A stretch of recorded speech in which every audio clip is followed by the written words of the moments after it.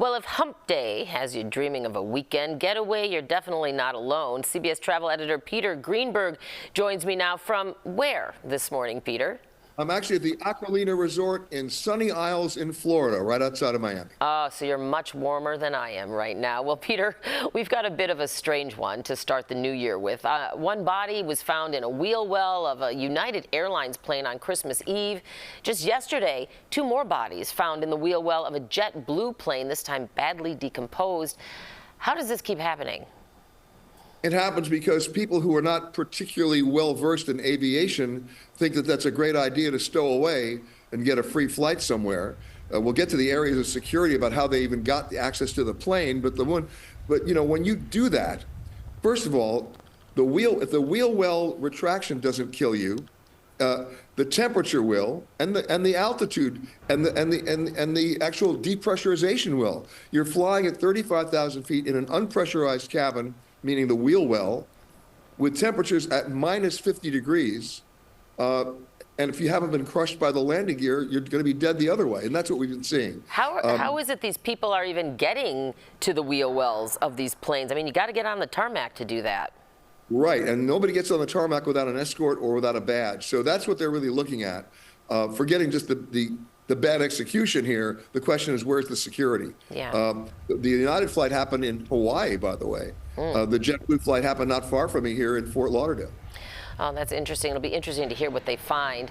Now, you wrote about the rise in night sky tourism on your website, petergreenberg.com. Why do you think this sport of travel is becoming so popular, and where are people going? Well, remember, in the post-pandemic world, people wanted, social distancing and breathing space. Now they want seeing space, and they want to go to places that have a really clear sky that's not obstructed by pollution. And they can find it all over the United States with dark sky tourism, whether it's in Cherry Springs State Park in Pennsylvania, the Florida Everglades, Big Cypress Park, not far from where I am right now, the Anza Borrego Desert State Park in California, even Antelope Island in the Great Salt Lake in Utah. And you know what? It's uncrowded. We're talking 20, 30,000 acres of space there to be able to see the Aurora Borealis and, of course, the constellations. It's a pretty cool thing. Oh, my gosh. Even just those images we're showing are amazing.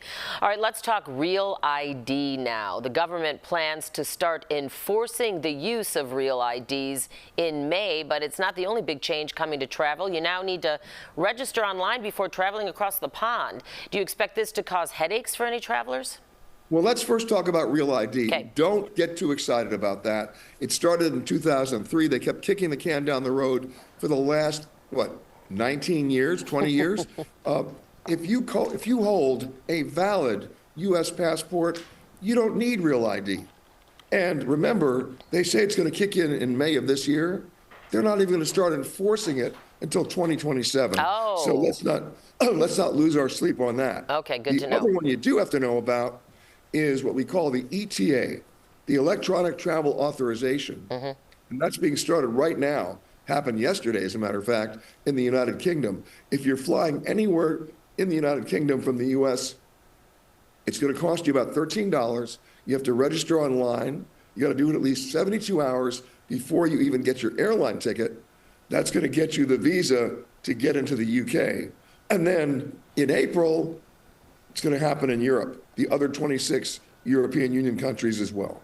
Can I ask you a real quick question personally?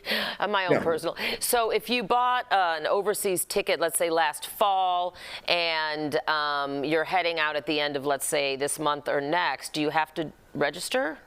Absolutely. Oh. Absolutely. And do it at least 72 hours before your flight, because it can take up to 3 days to process. Okay, that's and actually... you'll get it as an electronic email with a number that you have to show at that boarding gate or at the counter. Okay. All right. Definitely something to take note of, because that could really hold up some people if they didn't do that in advance. All right. CBS travel editor Peter Greenberg, as always, thanks so much for joining me this morning.